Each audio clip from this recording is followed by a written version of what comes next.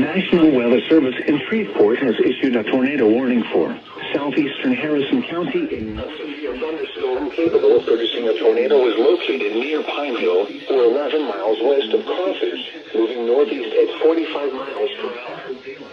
Hazard: tornado and quarter-size hail. Source: a tornado is located near Pineville, or 11 miles west of Carthage, moving northeast at 45 miles. Mobile homes will be damaged or destroyed. Hazard: damage to roofs, windows, and vehicles will occur. Tree damage is likely. Flying debris will be dangerous to those caught without shelter. Mobile homes will be damaged or destroyed. Fields and Eagerly around 12:45 a.m. Central Daylight Time. Other locations impacted by this tornadic thunderstorm include Churchill, Leggett, Chapman, Darko, and Fairplay.